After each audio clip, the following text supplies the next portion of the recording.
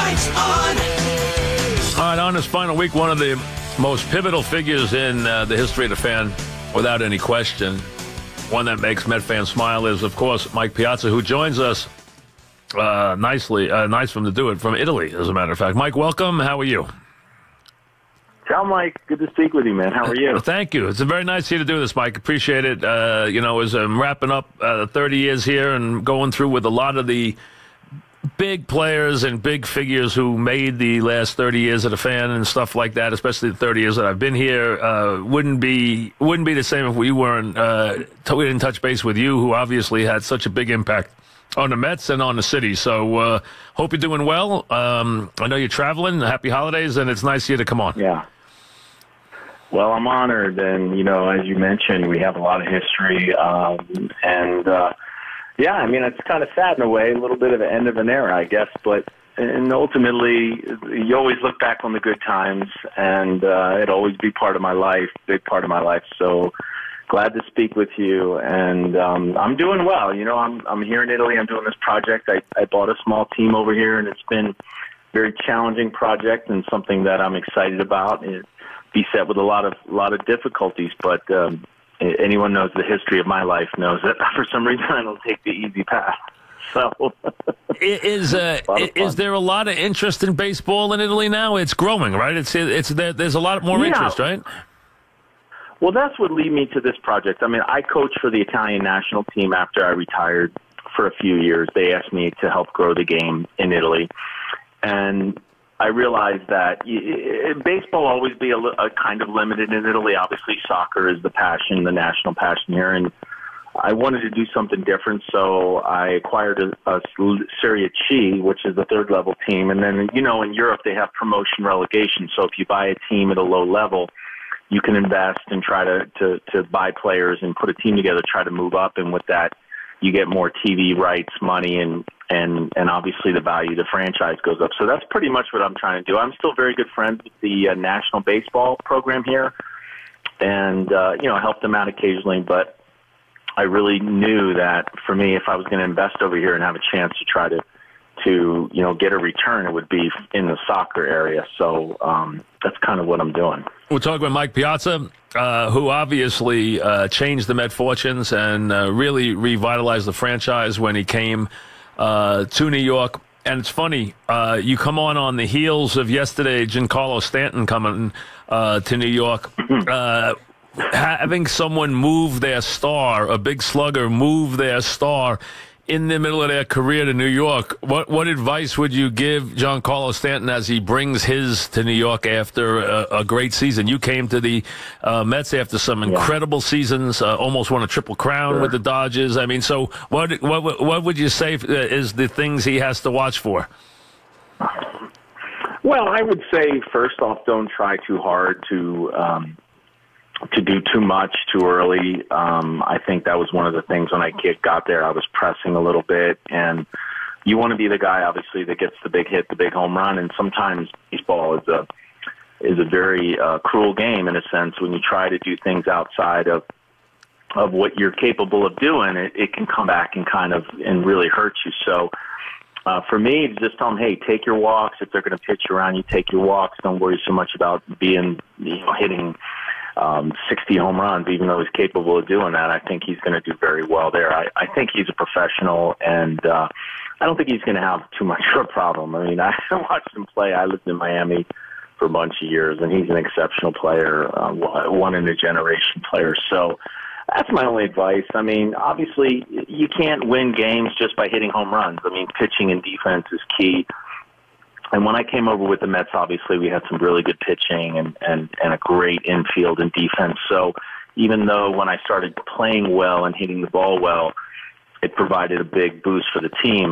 We had some really other great players around me. So just let the other players get better because of your presence. And like I said, try not to do too much. We're talking about Mike Piazza. Mike, with you, you obviously were already a very big star when you got here, but certain guys have a knack. When I look back on careers, You had an amazing knack for the big home run, for the big moment home run, not just the Carsey one, which is so remembered and revered, but so many big ones. I mean, I can think of so many game winners and big ones, Subway Series, etc. The ability to, as a slugger, to hit the home run in the big spot. I mean, why were you so proficient at it? Well, I think it was just a God-given talent to focus. And I tell young players all the time in my small little coaching careers, basically, you want to be that guy. I mean, that was the thing.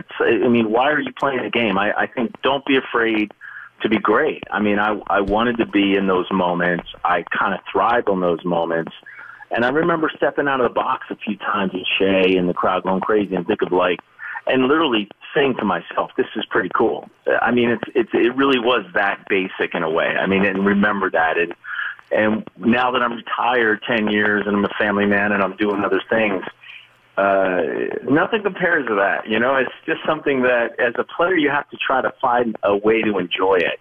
And I think I was able to kind of channel that energy and just enjoy the moment, enjoy my teammates. And it was an honor for me in a way. My teammates always looked for me to get the big hit. And when the team was struggling, it kind of like people looked to me to get us going. So I say just bring it on. That was my attitude. I'm like, I know this is what I'm expected to do, and I embraced it in a way. Remarkable how many times you did it. I mean, it's uncanny. I can think of so many off the top of my head. I mean, it's just so many of them that were so big. None bigger than that game, which everyone still talks about, which, will follow you for your whole life. And that wasn't being in the building that night, that was an amazing home run, and one that kind of, forget World Series, championships, big games. That one kind of transcended everything,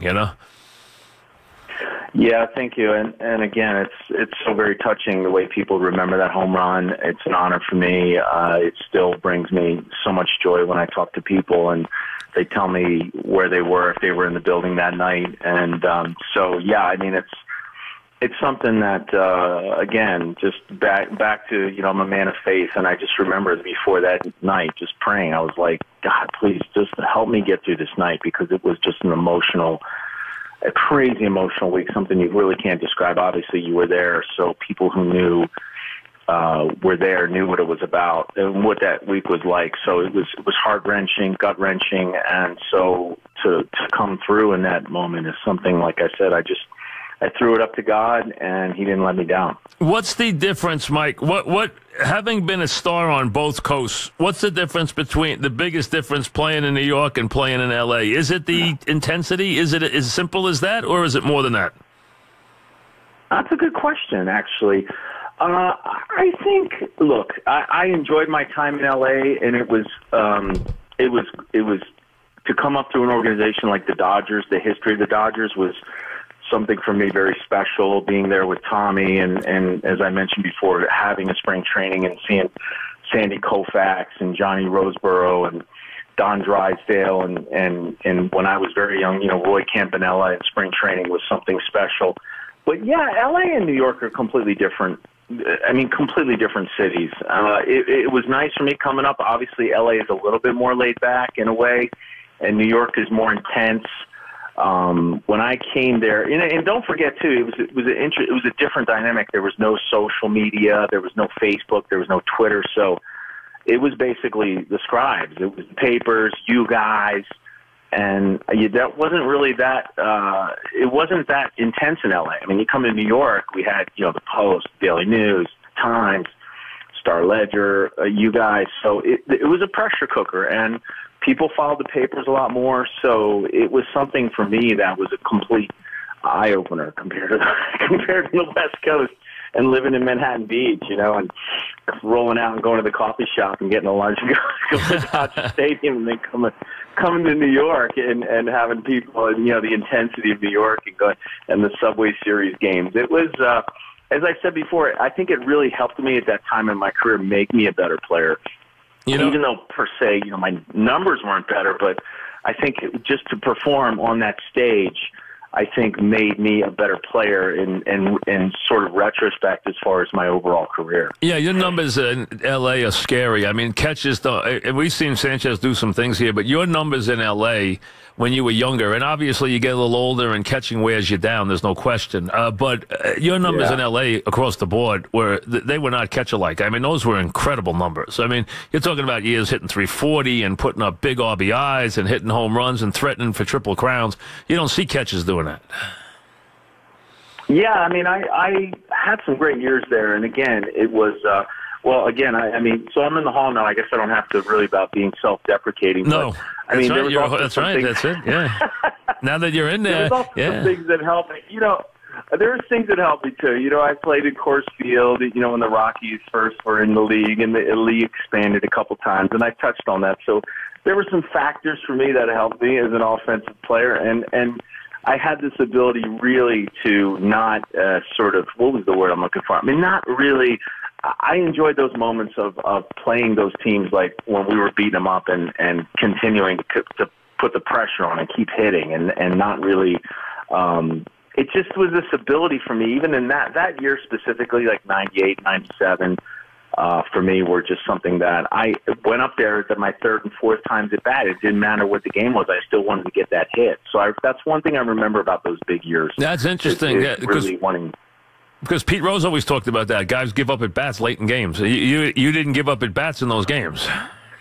No. I wanted everything. I mean, that year I remember specifically down the stretch 97 that I wanted to get 2 hits a game and a walk. And that was one thing I concentrated on. And you're talking about Triple Crown. It was funny, not to brag, but yeah, I mean, I actually had the Triple Crown for the second half. And it's hard to imagine a time where I was so locked in. And we made a couple of moves, too. You know, we traded for Otis Nixon. So, I mean, I had Otis Nixon and Delano DeShields hitting in front of me.